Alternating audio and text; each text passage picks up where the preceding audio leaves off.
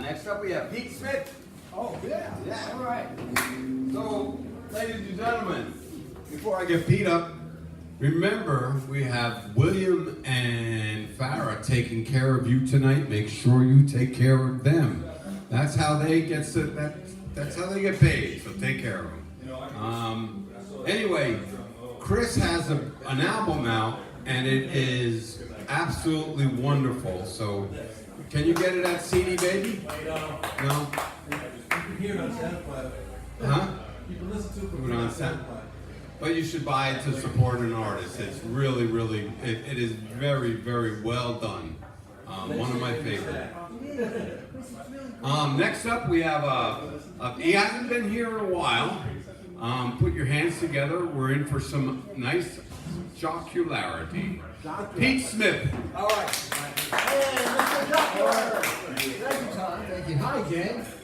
You can undo that if you want. Listen, do I want to undo it?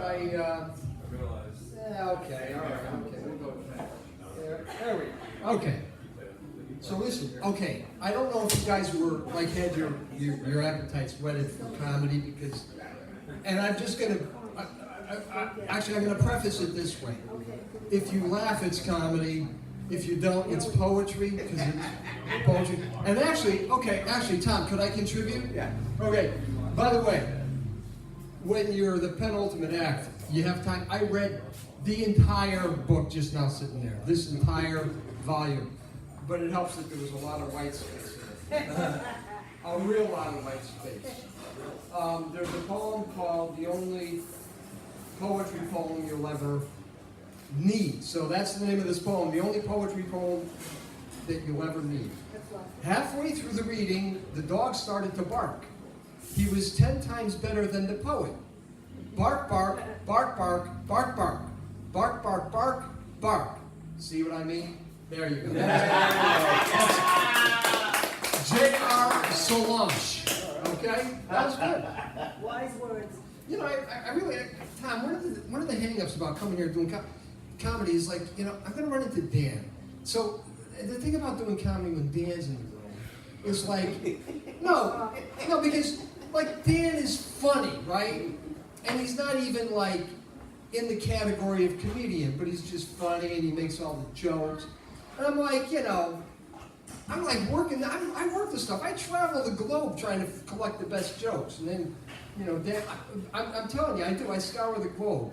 So come around the corner, knock on the door, and visit us. Well, apparently you got all the stash. I went to a garage sale last week, Henny Youngman's widow. She had a garage sale. Take my wife, please. I own that now, outright, $10.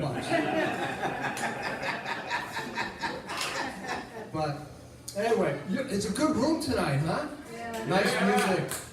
Oh man, the talent. It's great. So just a little bit about me, if I haven't mentioned. So my name is Pete. I am from the Hudson Valley.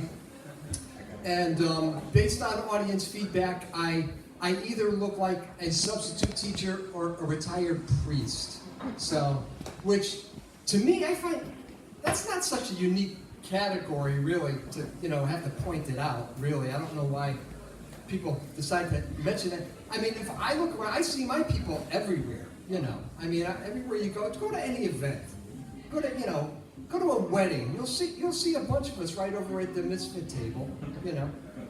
Which, by the way, I think in an event, it's better to separate us from the, you know, because where are they going to seat me at an event like that? They're going to seat me at the trophy table, where everybody has confidence-building hair. You know, I can't compete with that. I won't have that be the standard that I'm judged by. I can't do that. You have to understand, I can't compete. Here, understand this, even if I tried, okay? Your standard commercial grade Rogaine is not up to this job, okay? I gotta go underground. I gotta go for that black market Rogaine, okay? Yeah, yes, the kind that's laced with beaver pelt, because, you know. No, because otherwise, actually, better yet, you know what? I don't want to be with people that you have to judge me next to and compare. Put me back over at the misfit table with my people. That's where I'd rather be. Actually, you know, we like to be together. We like to stay. We actually, in our case, we have to stay together. No, because, you know, I'm just, in general, it's a dangerous world. And, you know, when you look like an easy target, and your only defense mechanism is, rapid arm flapping, you got to stay together for safety. So, my group and I do that. Anyway, also, I like to network with my people. I'm looking for 11 more guys that look just like me so we could put out our own calendar. Actually, that's the idea. Yes, a beefcake calendar with older generation geeks. We're going to blow up that discount calendar market, I'm telling you. No, really, we're going to go deep. We're not just doing photos, we're doing probing bios. We're going to go deep into, into our lactose intolerance and into our fear of night driving. That's all going in there. You'll see all that. I did a show recently. It was a young guy comes in. He goes, young guy, hey, you talk about yourself like that on stage, but, you're really pretty hip. And it was weird. I had this, I had this really, really weird reaction to it, which was kind of anger because, and it was, the reason I got angry was because he said it in front of other people. And the thing that bothered me about that was this guy, what he didn't understand is that if you look at the internal rankings within the geek community, my numbers are going up, And here's this guy coming along. I got to kind of try to do damage control because he's going to blow my cover. You got to understand it's competitive in my community. I got a guy coming up. This is my competition. I got a guy coming up. You think it's easy? He wears a lanyard around his neck with his bus pass attached to it. Okay, folks? This is what I'm up against. This is the competition is, and I can't afford to give ground. My ranking is going up. There's a couple of reasons why. And, but in other words, if you look, if you look at the map of the geek Illuminati pyramid, and you look at it as I'm like 2 down from the pinnacle, from the number 1 spot. I'm like 2 down from that. 2 down from the number 1 spot that was held by Stephen Hawking. That's how close I am. Okay? That's how, but part of it is,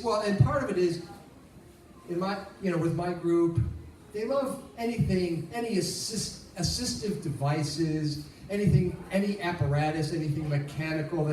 So I don't know if you might have noticed, it looks like a pager from 1981. I'm wearing it on my belt.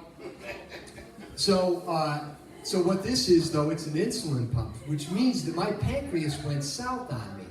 So this I have to wear this on my belt loop. And let me tell you, with my people, anytime you're wearing one of your internal organs on your belt loop, folks, that's like geek gold, Anyway, all right. So I'm just gonna end with a little bit whatever I mentioned. My issues with my hair. Actually, I feel I have a certain point of pride in my baldness, and I want you all to experience this too. Okay, have you ever seen a more geometrically precise bald spot? Perfect orb-like sphere. There are no sandbars, there's no peninsulas. There's never been a territorial dispute between my barber and my dermatologist, okay? That's a clear delineation, okay? This is world peace, no Gaza Strip here. This is world peace in our times, right here. A lot of people in the bald community think I've had work done, but, All right, that's all I got, man.